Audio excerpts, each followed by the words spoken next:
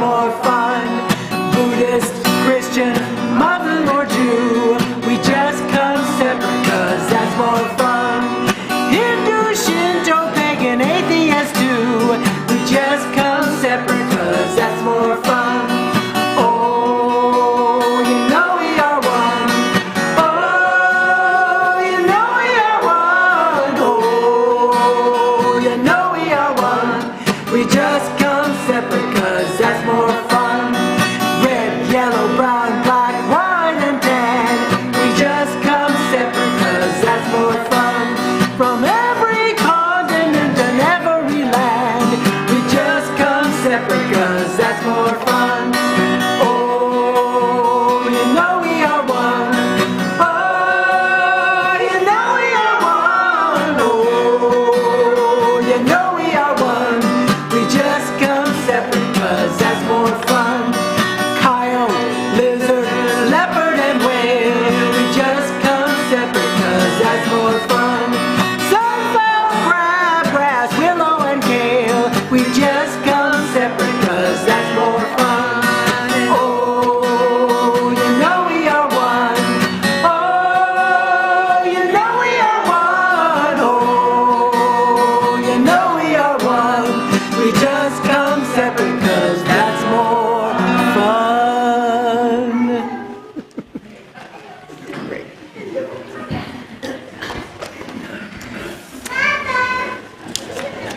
Thank you so much for that fun start to our service this morning.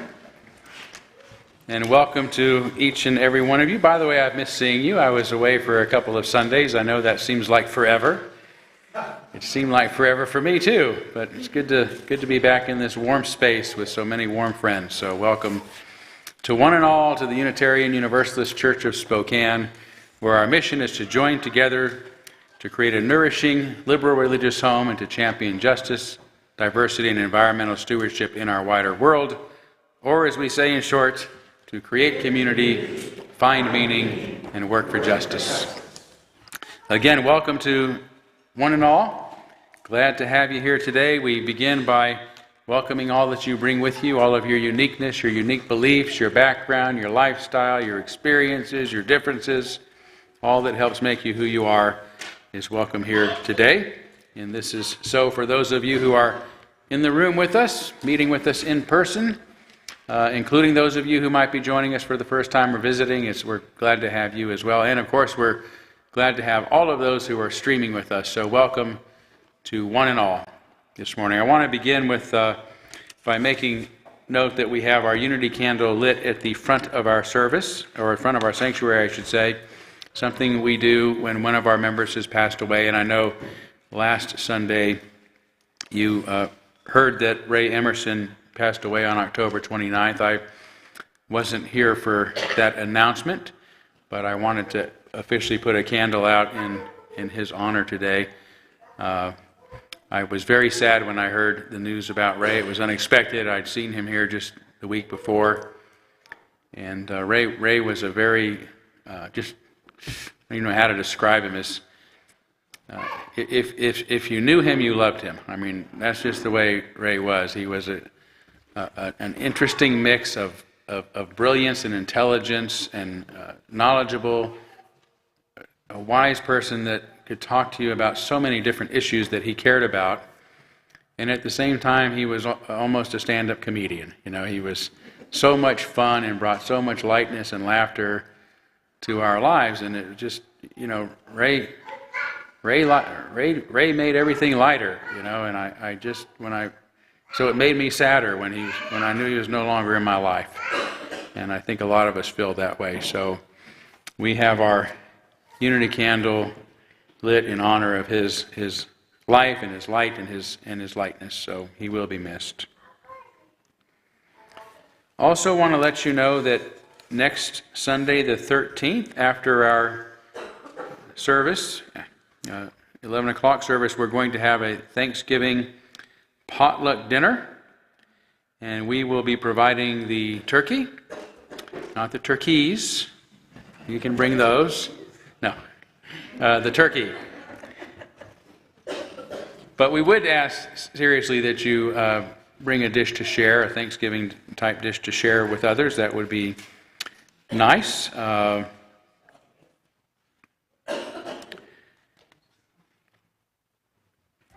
Yeah, so next Sunday, and it'll be a lot of fun to be able to do that. Oh, I know. I wanted to also say to those of you who are streaming with us, we do like to be as inclusive as possible with our virtual attendees, and unfortunately, when we have physical gatherings here at the space and you can't be here, we leave you out just a little bit. But I have been working on some digital recipes. They taste a little bland right now, but I'm going to keep working on it. And until we get those that sorted out, please enjoy something next Sunday afternoon, and wherever you're at is a way of joining in this communal experience. So, and then also next Sunday is going to be an intergenerational service. So that means everyone, including our children, can stay in the service. It's a service called Puppets and People. What's the difference? I think that's the title. Something like that. And I want to delineate that difference because a lot of us don't know the difference between puppets and people.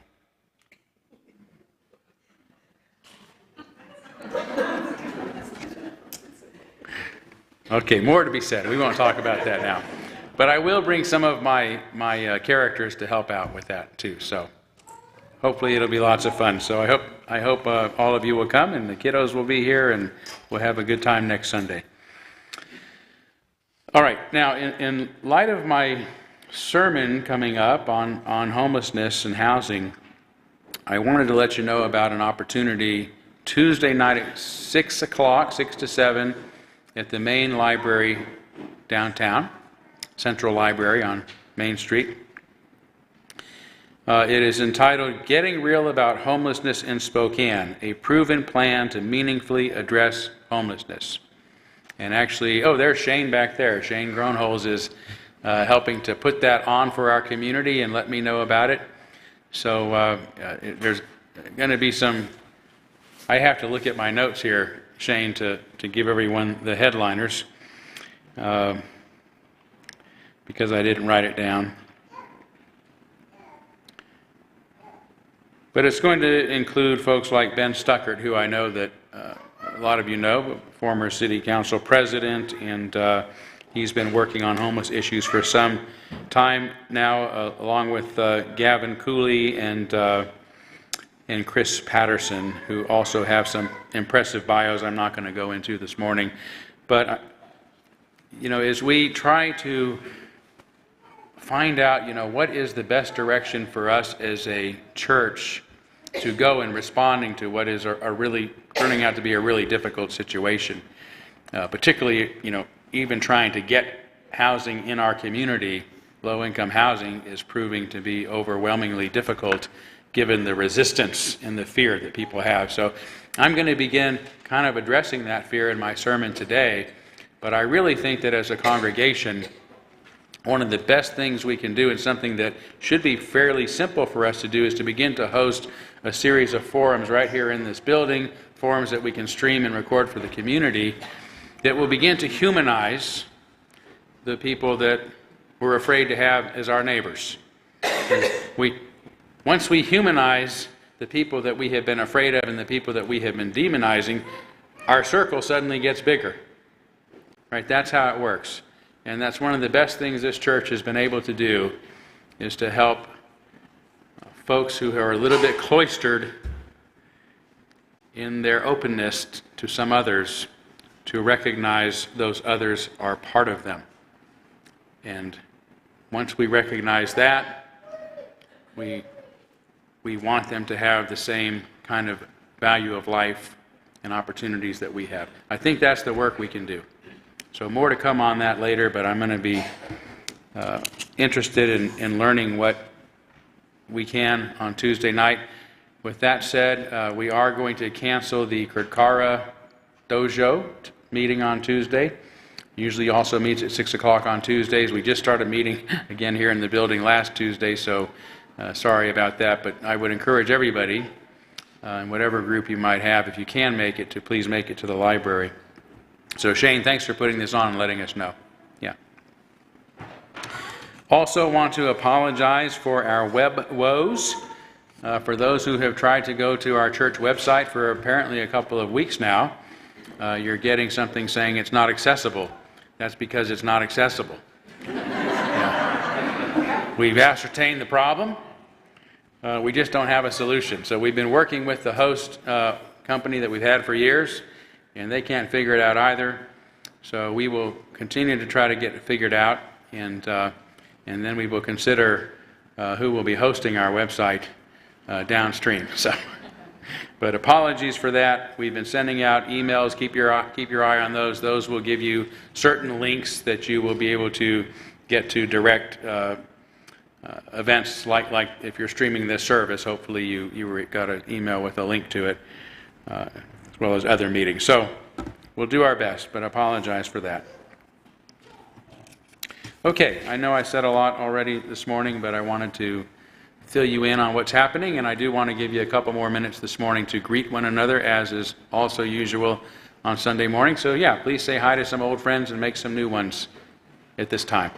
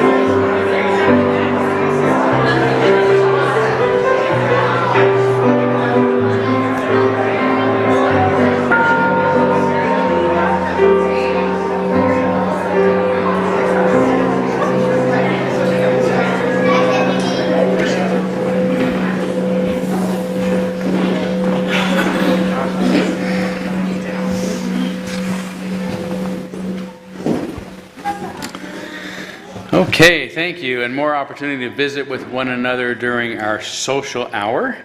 By the way, I will go back for a little bit after the service, but I have to get home a little early. We have some relatives in town, and I have to get them to the airport, say goodbye and get them to the airport, so you'll understand. But you can visit more after the service during social hour. In the meantime, we are going to move forward by lighting our chalice.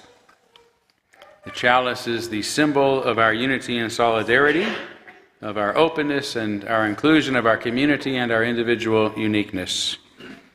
May this small flame be our offering of warmth to those who are cold and alone, and a light to those in darkness.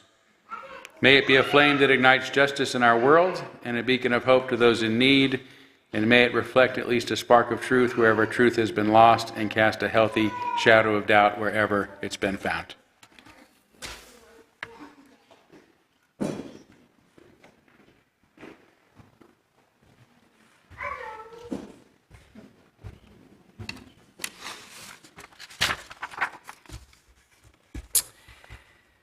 For our opening reflection today, I offer these words of Barack Obama from his 1995 memoir, Dreams from My Father, on what he was learning about community and how, as he was entering the third decade of his life.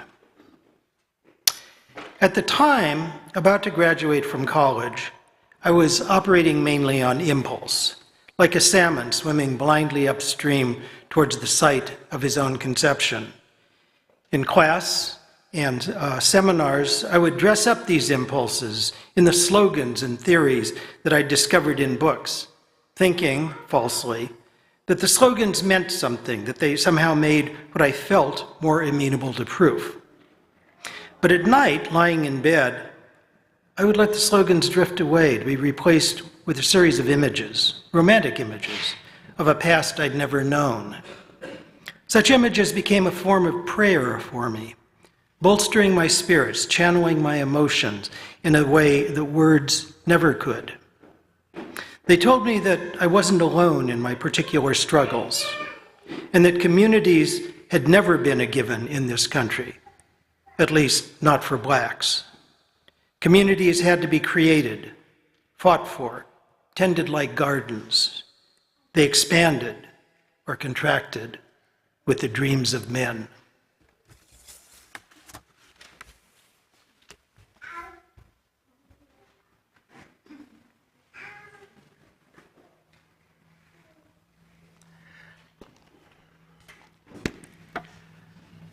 We're going to sing a very familiar hymn today. It's called Blue Boat Home.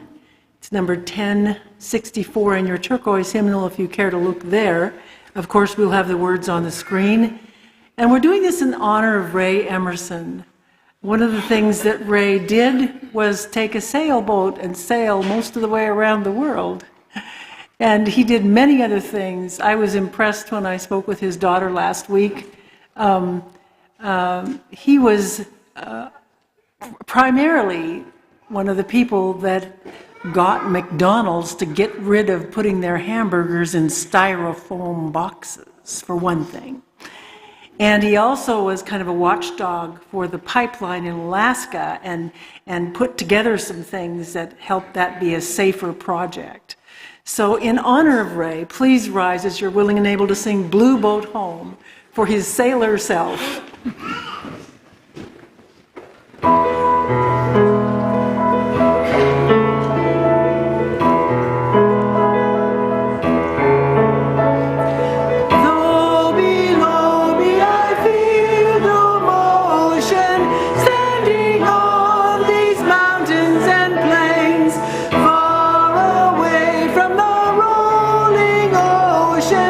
Still my dry land heart can say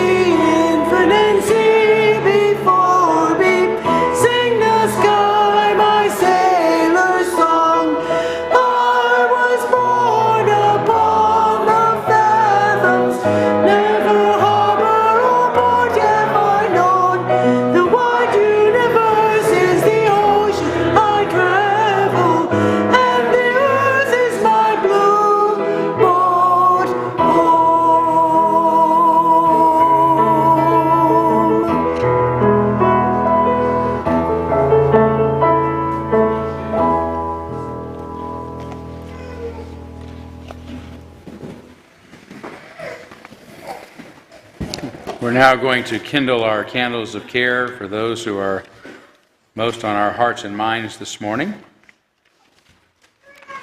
I did not receive any particular requests this week, but we are going to begin, as we have been for the past several months now, on behalf of the people of Ukraine and that part of the world that are being most impacted by the violence and war that's going on there. And let's take a moment of silence, or semi-silence is okay, all right? For the young parents with young children, semi-silence is okay, as we consider others who might be on our hearts and minds, and you're welcome to name them aloud. Very loud if you want, right, kids? Okay.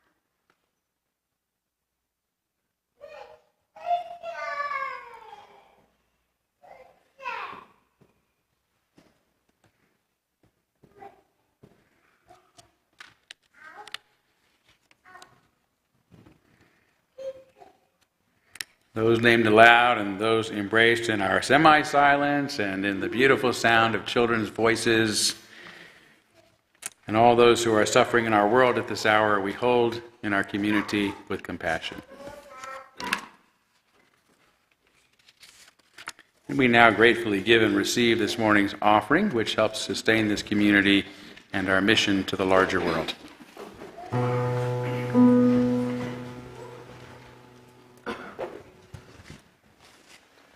Autumn time, red leaves fall, while the weeping sky looks over all. Demeter sadly walks the land, the dying grasses in her hand. Autumn time, red leaves fall, autumn.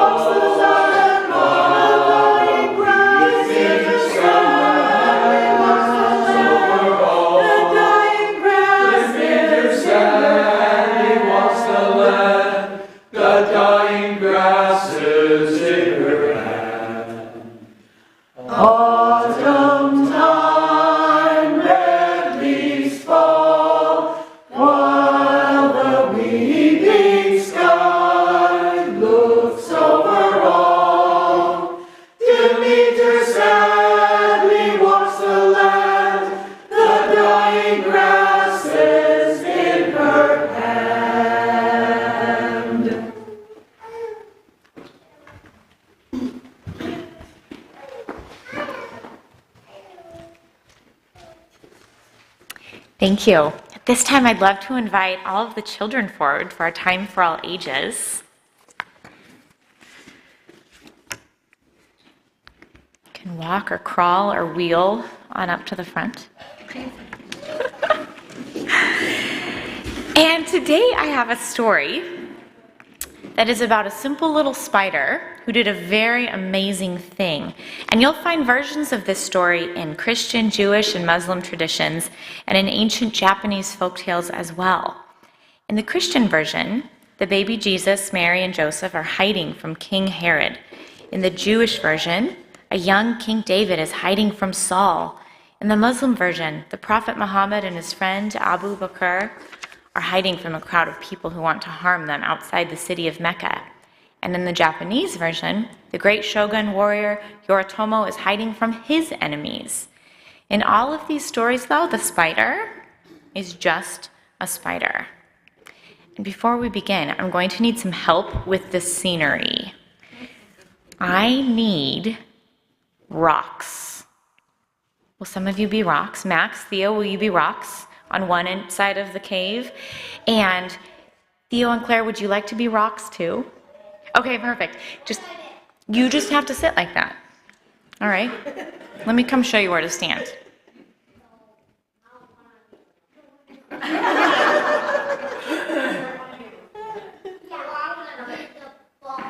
So come right here, Theo.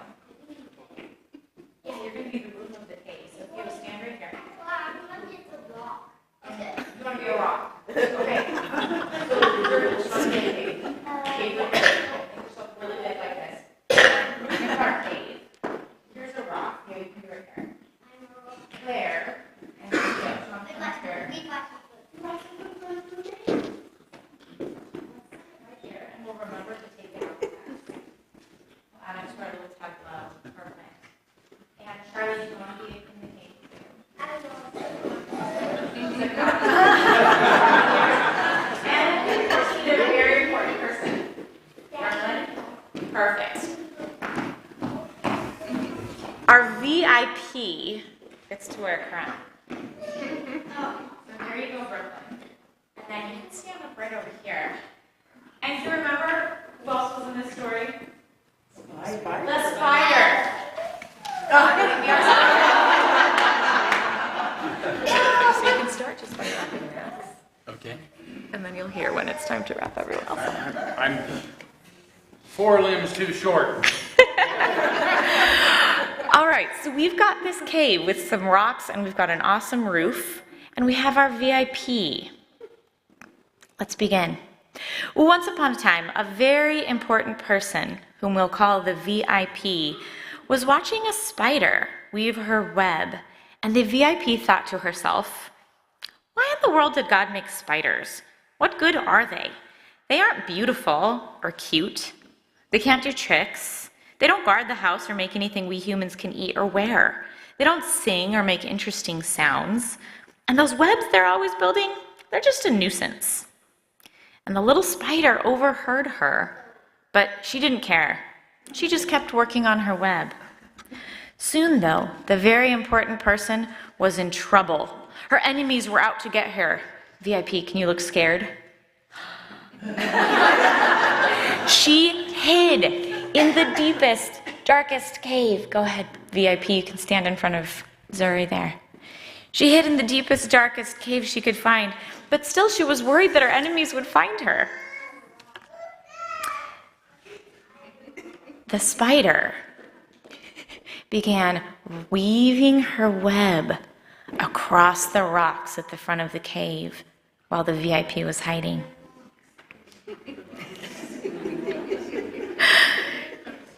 The VIP noticed.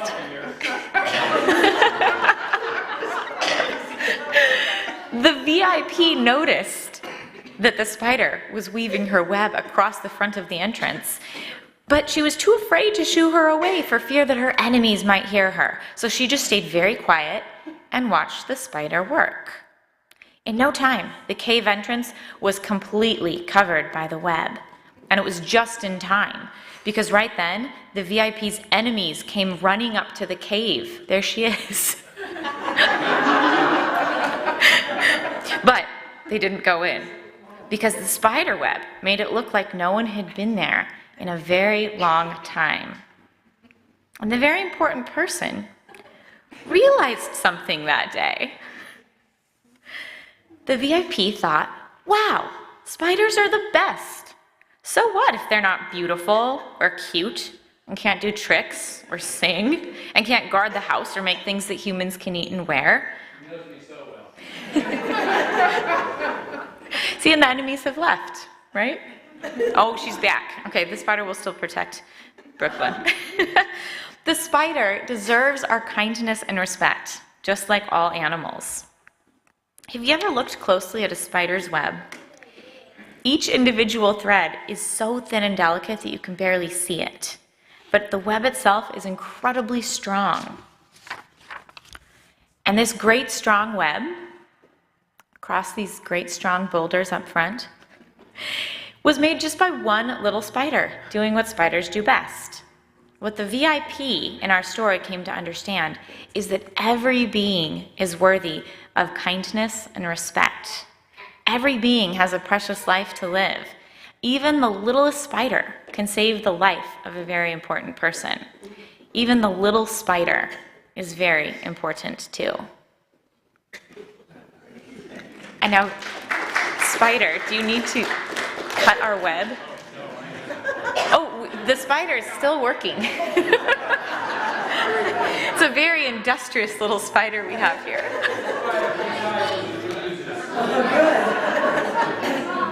Perfect. Oh, are we all untangled, Theo?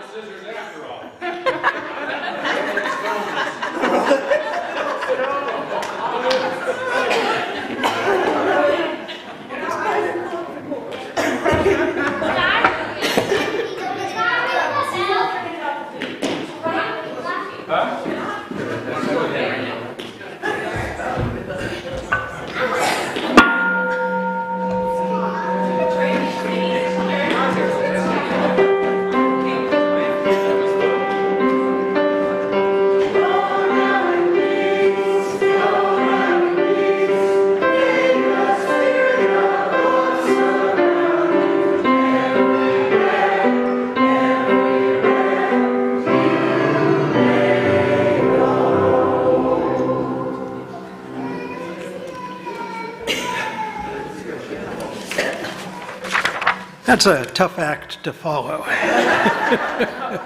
But I'd like to thank all of the dramatis personae. I see acting talent emerging here in the congregation, most excellent. For today's meditation, I invite you into a state of repose. Assume a seated position of balance and comfort. Close your eyes if you like, and breathe calmingly, regularly, evenly, fully. Let these words of contemporary writer Michael Pollan on drawing lessons from nature lead you into meditation.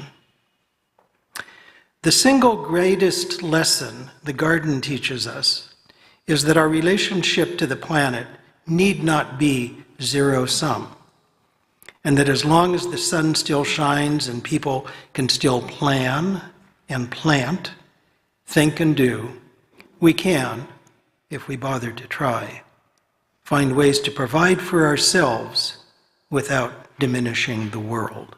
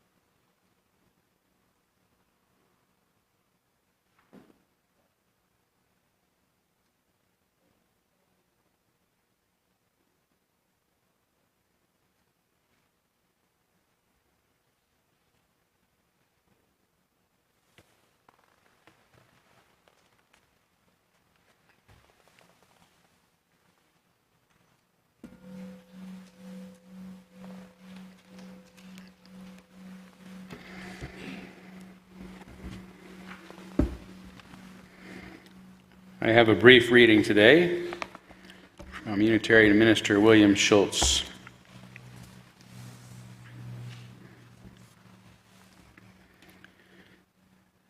This is the mission of our faith, to teach the fragile art of hospitality, to revere both the critical mind and the generous heart, to prove that diversity need not mean divisiveness, and to witness to all that we must hold the whole world in our hands.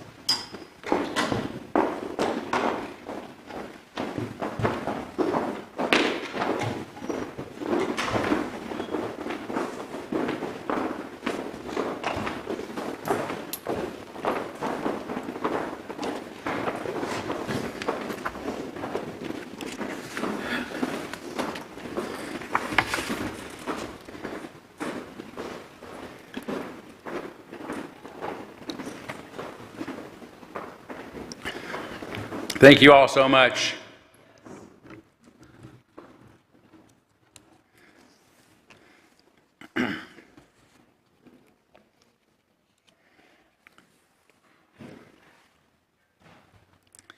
When human societies shifted from nomadic hunters and gatherers to agrarian farmers around 3,500 years ago, so did the distribution of wealth shift. Prior to this, a particular hunter may have gotten most of the game, or a particular gatherer may have collected more cowrie shells, say, than anyone else, which would have meant that they had a bit more than the others. But other than extra respect, appreciation, recognition, maybe some extra cheering, they remained individuals within a community of relative equals who depended upon each other for their survival. But when agriculture allowed a few individuals to raise and grow most of the food needed for everyone else, this dynamic changed dramatically.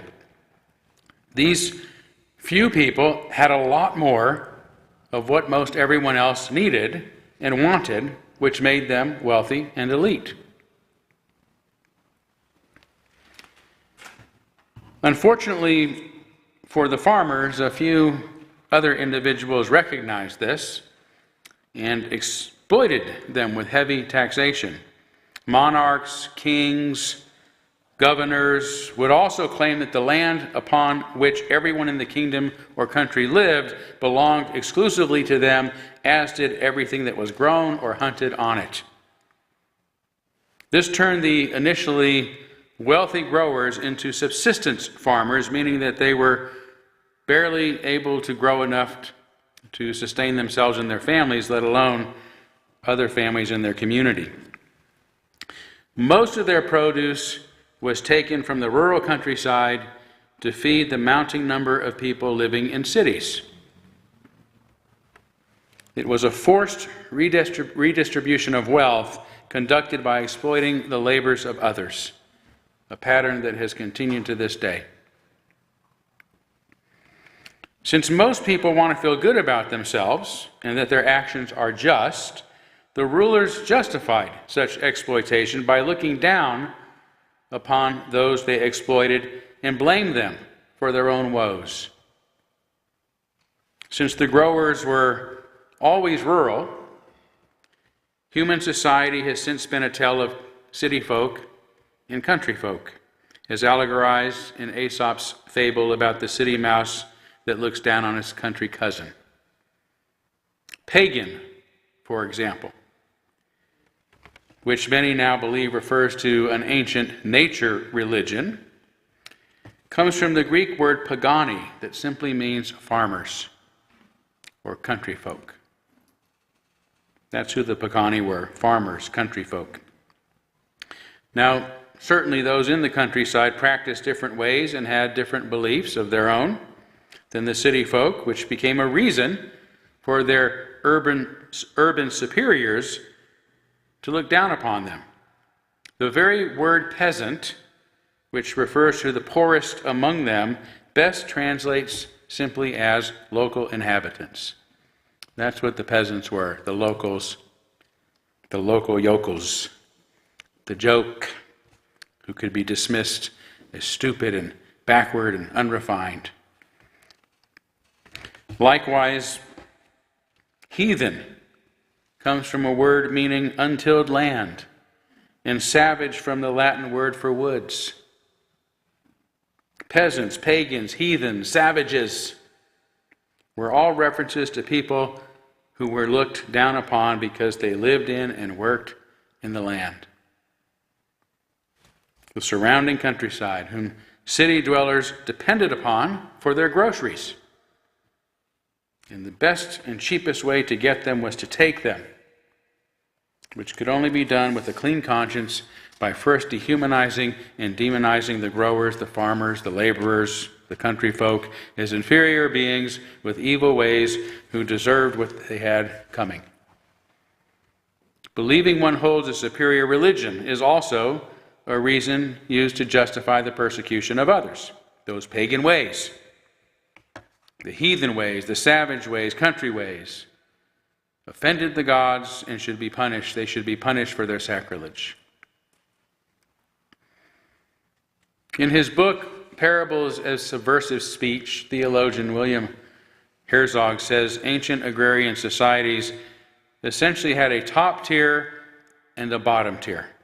And the top tier comprised of very few compared to the many at the bottom tier.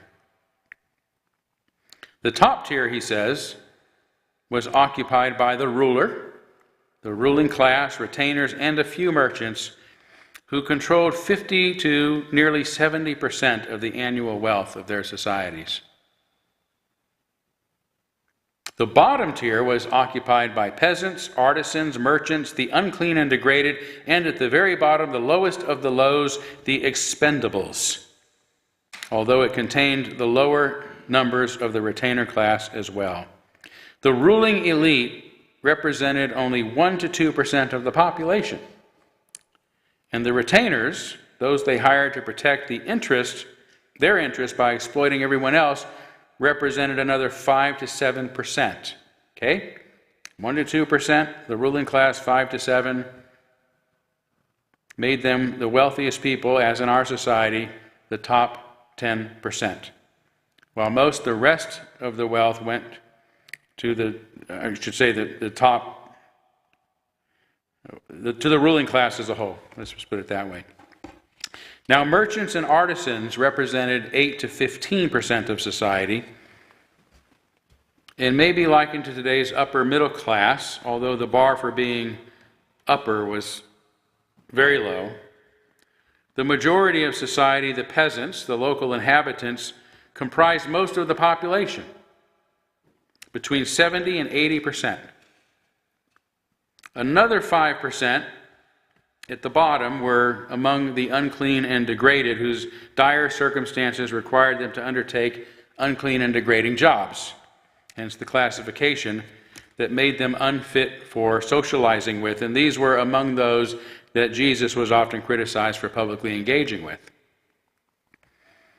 Even lower than these untouchables, however, were the expendables, representing 5 to up to 15% of the population at any given time. Herzog says the expendables were people with nothing left to sell but the energies of their bodies and their animal energies. At best, they were day laborers hired on the spot for very meager amounts, or especially the women and children among them became prostitutes or joined gangs of bandits. Whatever they did, the average life expectancy once one fell into the class of expendables was less than 6 months.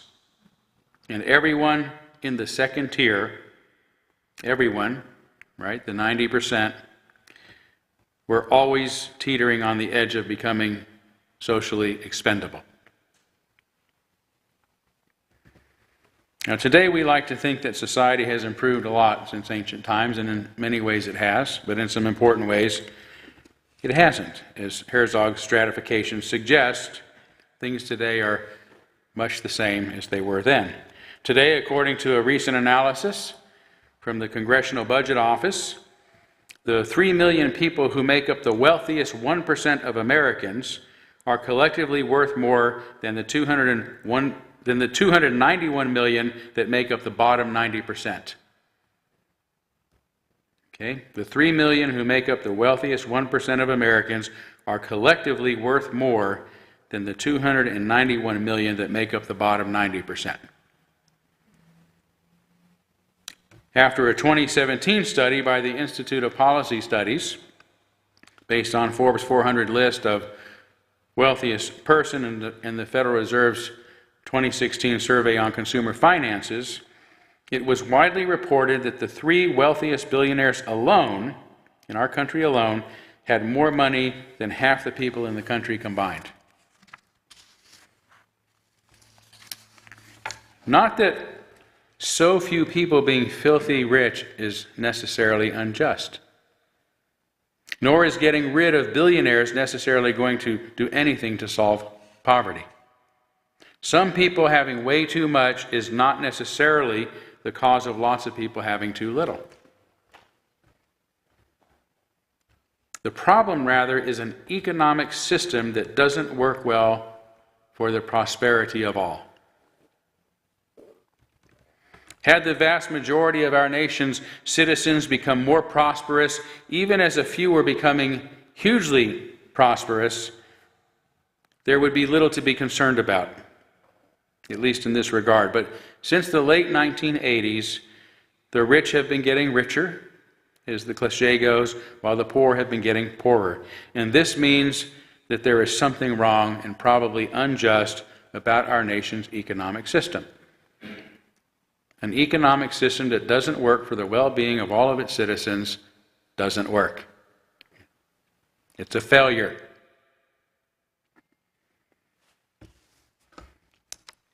If you abide by the humanistic ethic, right? That human beings should be our top priority. Now, just a year ago, in Bloomberg, a Bloomberg News article stated that after years of declines, America's middle class now holds a smaller share of U.S. wealth than the top 1%. Middle class America refers to those who earn between $27,000 a year and $141,000 a year, representing about 76 million households and 60% of the population. Among this class, the younger your generation, the less you have. Those born between 1946 and 1964 have a median wealth of $240,000. Those born between 1965 and 1980 have a median wealth of about $121,000. And those born between 1981 and 1996, the millennials, have a median of only $27,000. And most of the wealth accumulated by the middle class is contained in home equity and retirement funds, not disposable income. When these two sources of wealth are combined, the median amount of household wealth among the middle class is only $200,000, although according to the Census Bureau, 39% of households don't own a home and 48% do not have retirement accounts. In short, as in ancient times, many within the middle class are on the verge of falling into poverty for a variety of reasons, just one unexpected disaster or calamity away, including skyrocketing inflation. So let's consider some of what has happened over just the past few years. The subprime lending scandal, culminating in 2008, was costly to working class Americans in many ways, including making it harder to qualify for home loans. This meant that more Americans would have to rent, causing demand for rental properties, a higher demand for rental properties, leading to rising costs, which continue to escalate to this day. By 2018, only 10 years later, the average rental cost for a 1 to 2 bedroom apartment in the U.S. reached $1,405 a month. At today's wages, that is an impossible amount for millions of Americans. Another reason for the escalating housing prices is that during the past 70 years, Americans, like most of the world's population, are becoming city mice. Since 1950, 64% of us, or I should say in 1950, 64% of us lived in cities. Today it's nearly 85% and mounting. This exodus from the countryside, and progressives need to hear this, from rural communities, from the rust belts and the coal mines and the bread baskets, this exodus from those neighborhoods in our national community has decimated rural communities, causing their equitized wealth to plummet, even as it has caused greater demand for housing in the cities, resulting again in skyrocketing prices and housing shortages. Right? That's logical. That's how it works.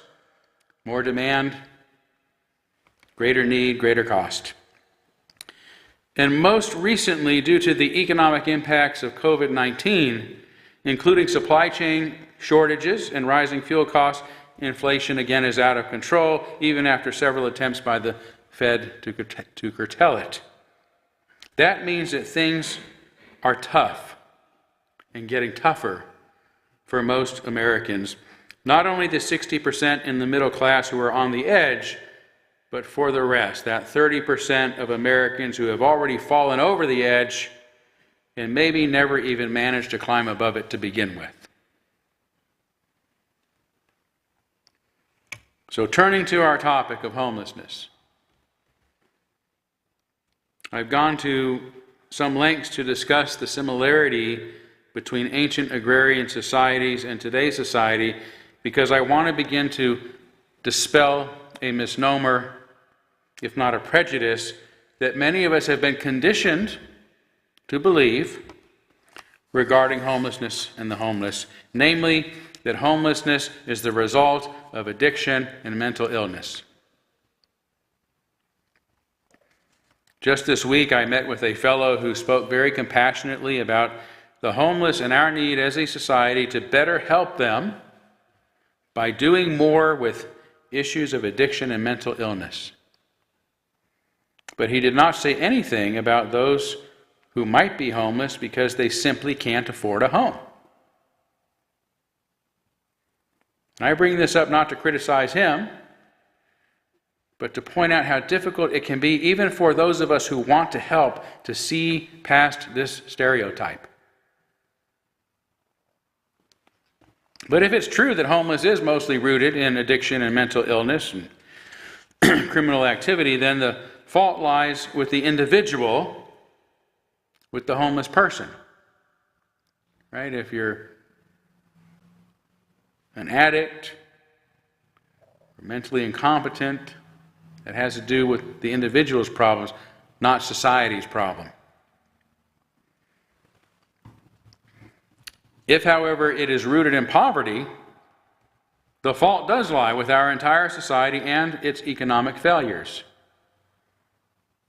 If it is caused by addiction and mental illness, then we can choose whether or not we want to help.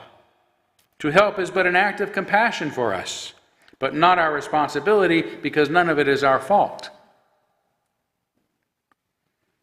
On the other hand, we may choose not to help because we think that the smallest handout will only exacerbate things by allowing them to buy more booze and drugs. Or because we must leave mental illness to the experts, like the police that we pay to deal with those sort of things. But if homelessness is mostly caused by poverty because of an inadequate economic system, then the fault is shared by all of us, and it is our responsibility to help. We can help by volunteering our time and resources to those most in need, but we must also help by demanding more of our society. This includes expecting our local, state, and federal officials to make reasonable adjustments to our economy so that it works for everyone. What the hell else are they supposed to be doing?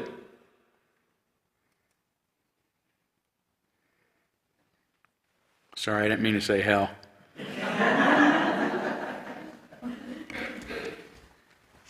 Universalists can actually say hell because everyone knows we don't really mean it.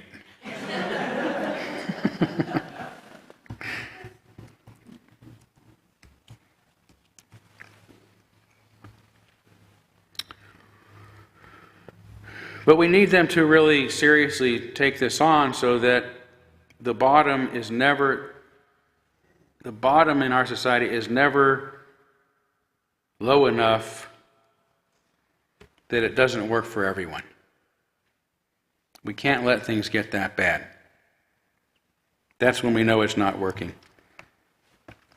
We don't want to end up with our own version, modern version of an expendable class, right? Nothing left to sell but the energies of their bodies and their own animal energies. Individuals who can choose or not to choose to help out of circumstances of their own making. So the question before us is, which is it? Is homelessness a self-induced crisis, or is it the failure of our society? It's reasonable to conclude that most must be true to some extent. So the real question is, which is mostly true? Do most homeless people fit the stereotype or not? And even if they do, is helping still merely a choice, or does it remain our obligation?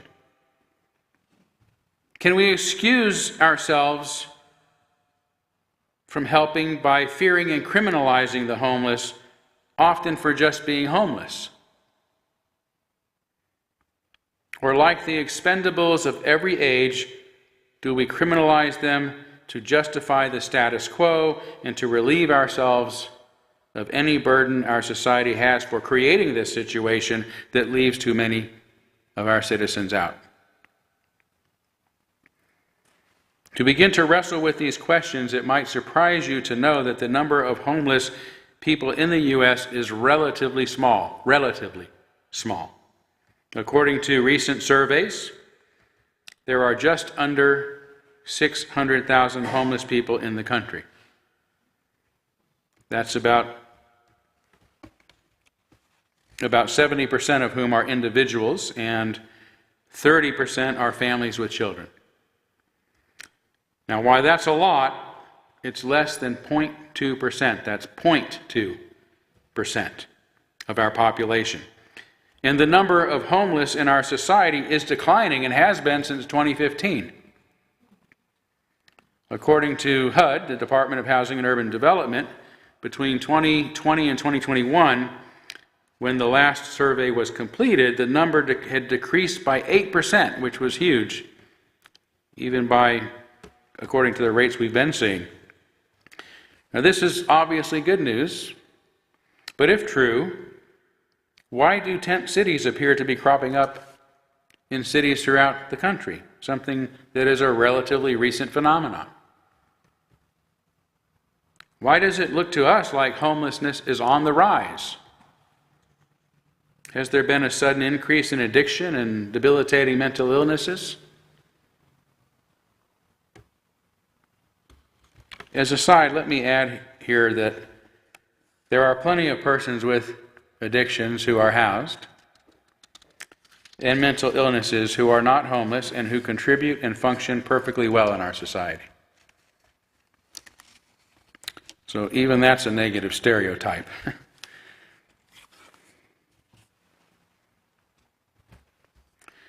Or does it seem more likely that as additional people move into our cities, making housing less available and less affordable, that more people will end up sleeping on the streets and in shelters?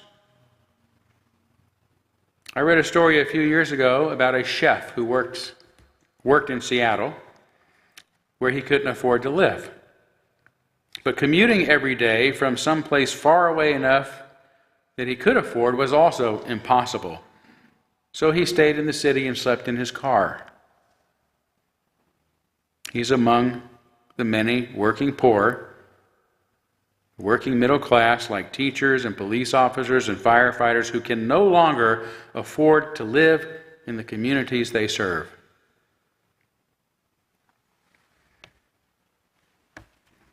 According to a 2007 academic study, only 8% of the homeless in Los Angeles were homeless because of drug and alcohol problems. Only 8%. And only 7% were unable to find shelter because they had criminal records. The study found that most people became homeless, rather, for one of three reasons: loss of material resources, loss of family or social connections, and loss of health. Job loss, debilitating illnesses making it impossible to work, for example, divorce, causing a cut in income and benefits, and so on, were the kind of reasons that most people became homeless. They are people like most Americans living paycheck to paycheck, who were on the edge of destitution to begin with, not criminals, addicts, or too insane to be functional. In the long ago past, those our societies pushed to the wayside were dismissed as untouchable, unclean, degraded, expendable, and deserving of the circumstances they were in.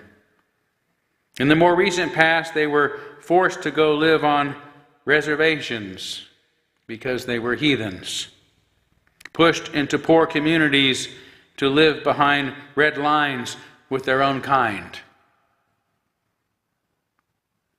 or to the other side of the tracks where they could be overlooked by the more affluent. Today, when it comes to the homeless, we've been conditioned to lump everyone into a negative stereotype that frees us of our responsibility to help our neighbors, our fellow citizens, who are part of a society that simply doesn't always work for everyone, including not every hardworking American, be they from the city or in the woods. We live in a society in which wages have remained flat for decades, even as the demand for and cost of housing have steadily risen and are now out of reach for many Americans.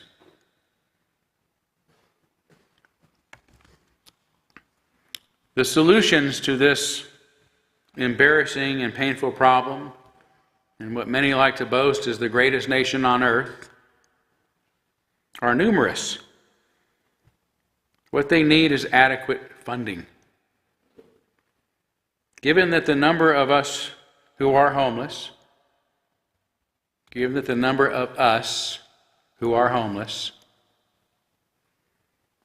is so small, less than 0.2%, the investment necessary to solve homelessness is relatively little compared to other issues like student loan forgiveness, dealing with the 2 to 8% of those involved in our criminal justice system, the rising cost of environmental disasters, and certainly far less big-ticket items like public education, policing, the military. We can afford to solve homelessness if we have the will to do so. It's low-hanging fruit. Yet today, the HUD budget isn't half of what it was 45 years ago. As that 2020 Bloomberg article explains, over the years, HUD's disinvestment in public housing and other housing programs forced more low-income people to compete in the Darwinian private housing market, which in turn forced many of them out of the market altogether and onto the streets and into shelters. The problem then is not a lack of resources, it is our lack of will. And this lack of will has been fostered by a false narrative and stereotypes that lumps everyone who is homeless into that category of being addicts, insane, and for that matter, criminal. The official definition of a homeless person is an individual or family who lacks a fixed, regular, or adequate nighttime residence. In other words, a place to sleep. A homeless person is someone who lacks an adequate place to sleep.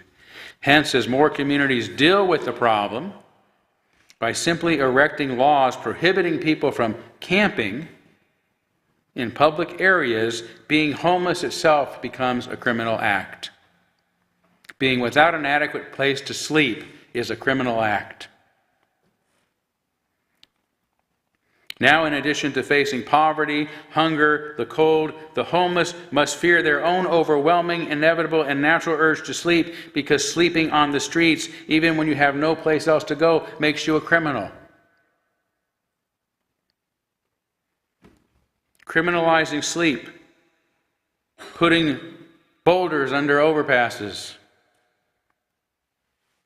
blocking off access to viaducts, dispersing tent cities and other encampments won't make the problem go away. Nor will isolating our own neighborhoods by drawing red lines around them, succumbing to the fears and prejudices that have been caused in us. So let's own these fears, let's put them in perspective, and let's see through them to who is standing on the other side of them.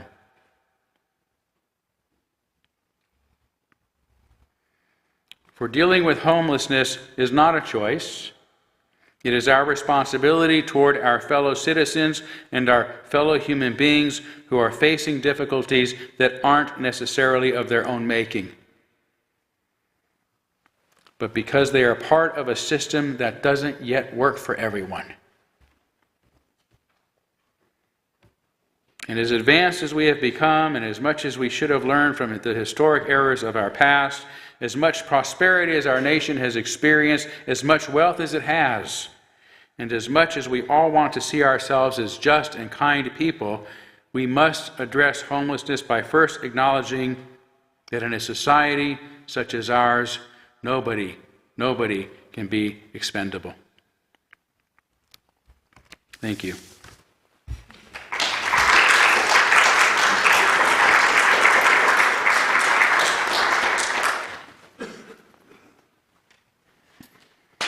Well, we're going to finish up musically today with a song that most of you know. At least you know some of the verses. This is "This Land Is Your Land" by Woody Guthrie. And we're going to sing today a couple of the verses that don't get sung very much. He wrote this song not that long after the Great Depression, and there were lots of people in a bad state then too. So please rise as you're willing and able to sing "This Land Is Your Land."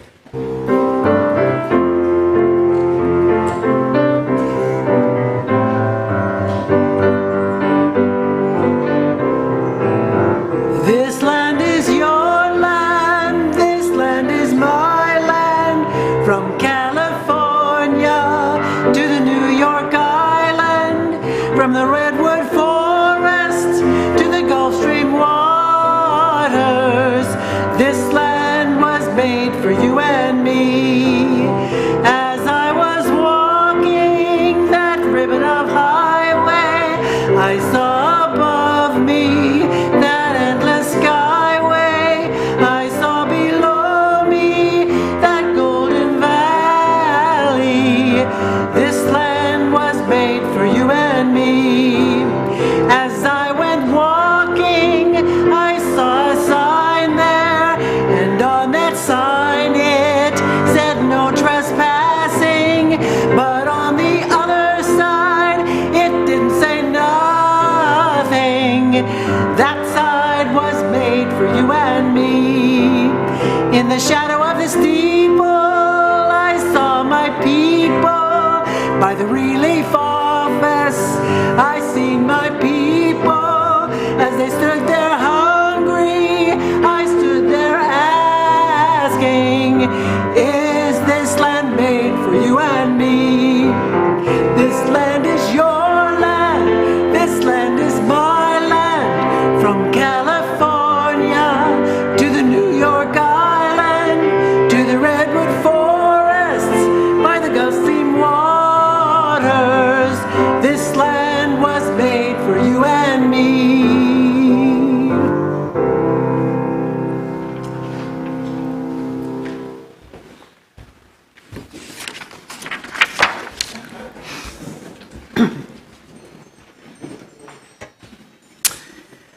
For our benediction, I offer these words of First Lady, beautification advocate, and 1977 recipient of the Congressional Gold Medal, Lady Bird Johnson, on neighborliness. While the spirit of neighborliness was important on the frontier because neighbors were so few, it is even more important now because our neighbors are so many. Amen. Blessed be. Salam alaikum and shalom.